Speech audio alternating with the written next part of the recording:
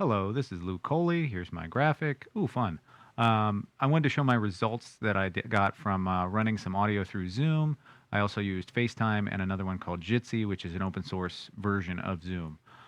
So first off, let me show you the diagram. I'm operating my Stream Deck here. So here is the diagram of how I had it set up. I had two outputs of Smart, which is just a wide output, and one went to the MX32 in this case, and that was the audio interface for Zoom.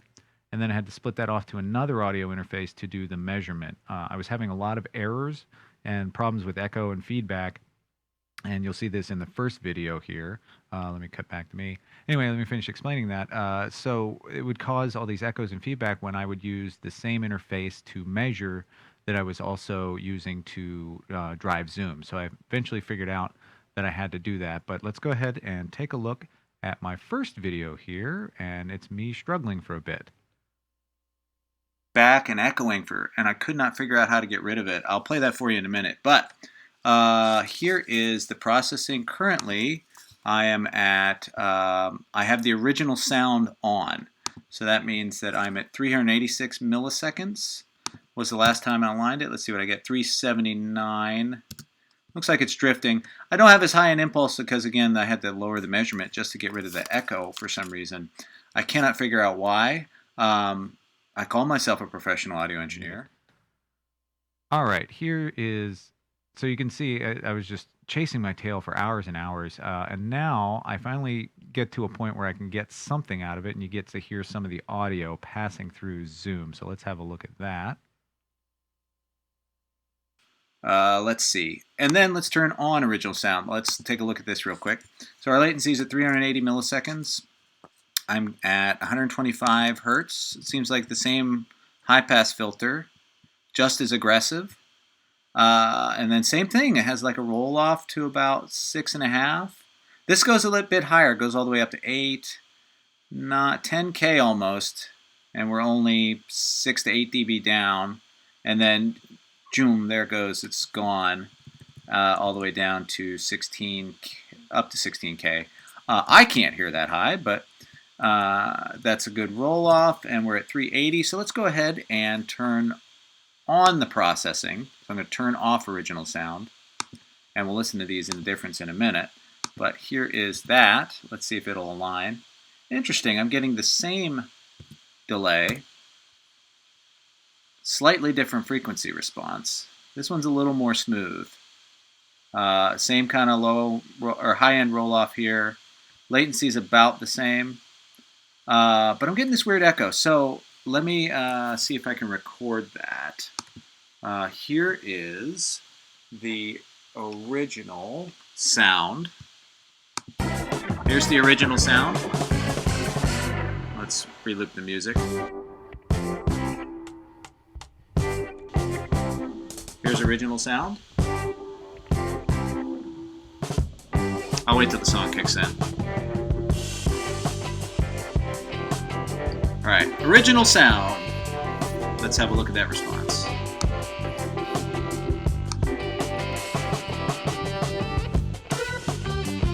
Let's get some melody instruments. All right, so now we're going to go to what's passing through Zoom. And you can see it's real quiet. I'm going to turn this up, and it starts to do this. Hear it? It's starting to delay back. I have this hooked up as an iPad directly out of the iPad into my mixer, and that goes direct off the preamp into the computer, into Smart. And for some reason, it's doing this. Right? And then, when I turn this back to original sound, it still does it, and I can't figure out why.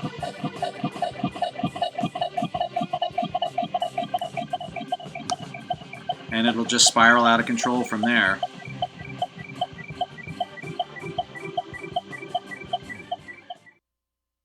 All right, this next video is after I figured out that the interface was causing the problem, so I actually got some decent sound and measurements here. So now I'm actually getting usable data to see what Zoom is doing to the audio. So let's go ahead and take a look at that one. I figured out what the feedback and the echoing was. It is now 11 o'clock at night. I've been at it most of the day. Turns out if you use the same interface to send to Zoom as you are using for Smart, it has a lot of timing errors and all kinds of other things. So now that I've been running it through a second interface, I have my X32 driving Zoom, and then I have my second Smart Rig off to the side, and that's how I'm receiving all the input. So I'm sending a reference signal out from my Smart Rig out to Zoom, and it's also being wide into the reference channel. And then I'm taking the return of Zoom into my measurement channel here, which is the measurement channel. And now the latency is a lot more stable, and I'm getting a much better impulse. I guess it was just using the same interface for Zoom as you were using for Smart.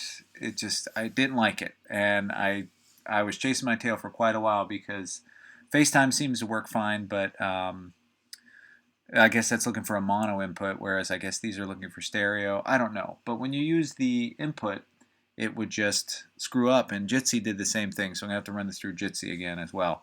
Anyway, here's Zoom. It looks so much better, and the latency is a lot more stable. It still moves around by about 20 milliseconds, but I'll take a 20 millisecond window versus a 100 millisecond window. So right now this is with processing off. No, turn on. No, that's right. Turn on original sound is no processing. So let's see here. Where was I? Oh yeah, Smart.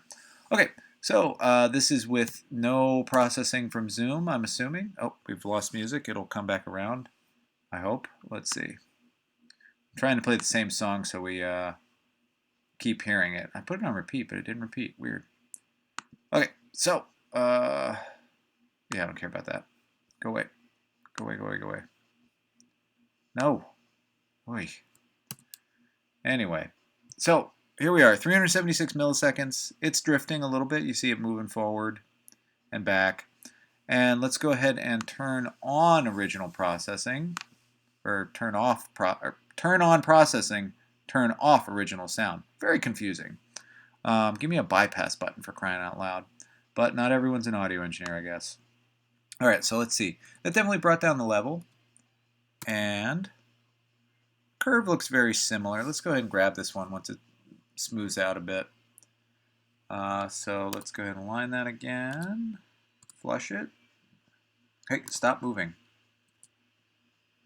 Looks like there's a lot more movement in the latency here. It's jumping around a lot more. I can't get it to... I'll just leave the follow on and see how that does. That seems to be doing okay. That helps smooth it out.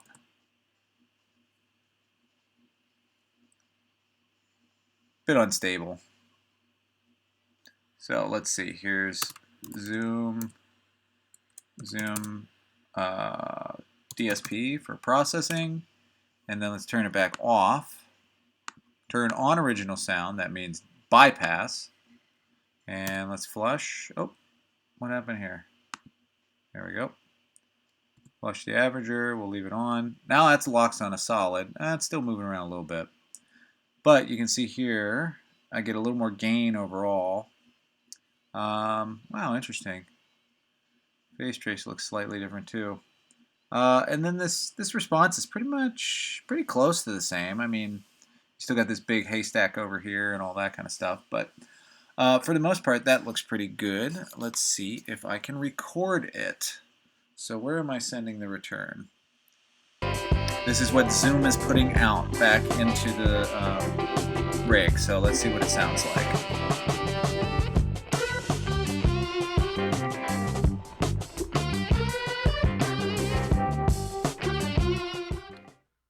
And one more, this is another pass with Zoom. This doesn't have any audio, but you can see kind of more of the measurement of what's going on. I'm using my phone as the receiver this time, and it's different. The response is a bit different. So let's make sure I have the same as the other trace. Where's my Zoom call? Oh, it's up here. There we go. No, here it is. Turn off original. No, I want original sound. Actually, here's with the DSP, so we can compare it apples to apples in this trace. Here's that. And here's this on top of it. About the same latency. Let's see if I'll match that up a bit. You do lose a bit of gain when you turn on the DSP. I imagine that's part of the noise cancellation. You lose a bit of gain with what is taken away. But it's looking about the same here. Let's move that out. It's a similar response, but it's different. It's slightly different. So let's go ahead and turn the DSP off real quick here. Turn on original sound. Get rid of that one. And you can see this is a much better response than what I was getting earlier. And this is the output of my iPhone. So, and I'm running on a 6S, which is pretty old. So I guess newer hardware might work a little better. I don't know what kind of improvements, but it just shows that this is kind of a crapshoot as far as what is happening on the other end. You don't know what the heck they're receiving. So that's interesting for sure. So yeah, this is the Zoom output. It looks pretty darn good. The high pass is still a bit aggressive. I'd like it to go a little lower. What was Jitsi doing? Jitsi's is about the same, so I don't see a reason, to divert from Zoom at this point. I was hoping Jitsi would be a better alternative because you don't need accounts, and it's open source, and I like that a lot. And it does sound a bit better, so other than that, I mean, Zoom is good enough, and everybody uses it, so that's why everyone sticks with it. And next up is the FaceTime call that I did. This doesn't have any audio, but it did sound similar to the Zoom output, maybe with a little more bottom end. Let's go ahead and have a look at that. Call, and I'm doing this through a iPhone. Telephone. Get out of here. And so this is the response. It looks like it has the same roll off. It's not, I don't know, it's not as drastic.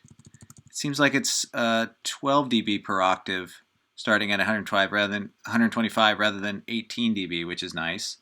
And it seems to extend all the way out to 11K before it completely drops off. And then the latency is a little better too. I'm getting around 200 milliseconds. And, looks pretty good the whole way around. All right, and my last one, it was with Jitsi, which is a open source one. This one's really cool because you don't need any kind of account. You can just type in a room name and you just go there. The website is meet.jit.si, Meet Jitsi, and then you just type in a room name and you're in. And it sounded great. It had one of the best audio performance-wise. A lot more low end, a lot better. I think it was a higher streaming codec. I don't really know the details on it, and that wasn't really apparent right away. So the thing is, with Jitsi, that really kind of made it a no-go was you can't defeat the audio processing on the iPad or phone or any kind of tablet. You can only do that on the browser version. So the real bummer is you have to use Chrome. You can't use any other browser. You have to use a Chrome variant, I guess. And then you can select the audio interface the right way. I still experience a lot of the echo and feedback, so you have to have a second one to measure. But if you're not measuring, it sounds great. The only issue is you can't control it on the other end, like I said. So you can type some things after the URL, after you've attached to your meeting. You can add an extra command. The one I used was pound config.disable capital A, capital P equals true, which is audio processing. It's in their support page, so you can find it if you want to look for it. But the point is, if you did that on your end and the other person's end by adding that to the end of the link, the audio performance was outstanding. But if you tried to connect to an iPad, it was just pure noise and junk, and there was just no way around it. So this first video is with the good quality audio. I had to use a second computer to receive this, but check it out. It sounds very good. I say that because I can disable audio processing on a laptop. I also had to run Chrome in order to get the actual audio into the to be able to select the right microphone, or in this case, the right audio interface. So that kind of blows it if I have someone trying to connect over iPad. But Jitsi has the best frequency response. This was a lot flatter before. I wonder why it's changed. But it's pretty flat all the way out to 10K or so. And it also has a less steep roll off on the low end. It doesn't start till about 80 hertz and then doesn't get down. It's about a 12 dB per octave, but it's at 80 hertz instead of way up at 125. I'm also getting the best latency here. I'm getting 130 milliseconds. But this is doing the same other thing that I think Skype was doing, was it would shift around so much that I would lose time and then gain it. Like right now I'm going back up to like 200 milliseconds, 233, whereas before I had 133. This seems to be holding steady. Ooh, that's much nicer. Really flat all the way out. But the latency, oh, there, and I just lost my impulse. Going all the way up, it's coming back down, 240, 230, and you'll see the thing just kind of crawl along here. And then all of a sudden it'll drop. Like here it goes, and then boom, gone. Where did it go? It went down to 232, and then it's like it's recorrecting for latency, and then it drops again. Is it lower? It is. It's slightly lower again down here. Now it's back up to 250. So this is jumping more radically, which is kind of a bummer. But the frequency response looks great. Let's go ahead and make a recording of what it sounds like. So here is the recording itself. That's the music. And then here's what it sounds like passing through Jitsi. Yeah, I didn't hear as much of a difference either. That was pretty great. This is passing through Jitsi. Just to prove it, I'm going to unplug the output of the Jitsi. Yep, there it's gone. And we're back. And then back to the direct output. You can feel a little more low end.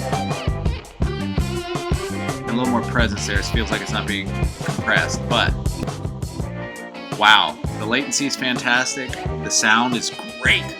But the only bummer is if someone connects via iPad, I can't disable the audio processing. I wonder if I ran Chrome. From what I understand on the forums, that or this is an open source project, which is also great, which makes it free. And you can also set up your own server, which I may try and do soon to see if we get any better performance. However, this seems to be a good choice if you're using all computers all around and you need to pass audio, but if you can't control who the user is on the other side, it looks like it's pretty bad as far as trying to get everything under control. So that's it for Jitsi.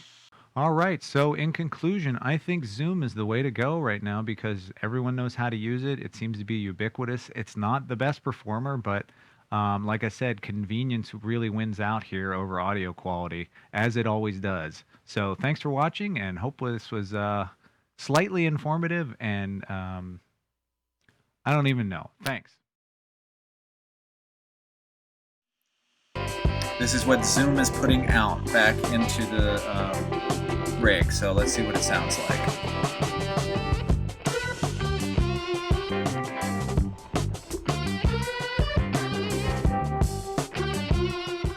Of what it sounds like. So here is the recording itself.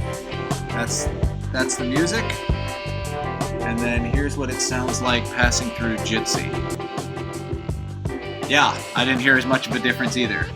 That was pretty great. This is passing through Jitsi. Just to prove it, I'm going to unplug the output of the Jitsi. Yep, there it's gone. And we're back. And then back to the direct output. You can feel a little more low end. And a little more presence there. It feels like it's not being compressed. But, wow. The latency is fantastic. The sound is great. But the only bummer is if someone connects via iPad, I can't disable the audio processing.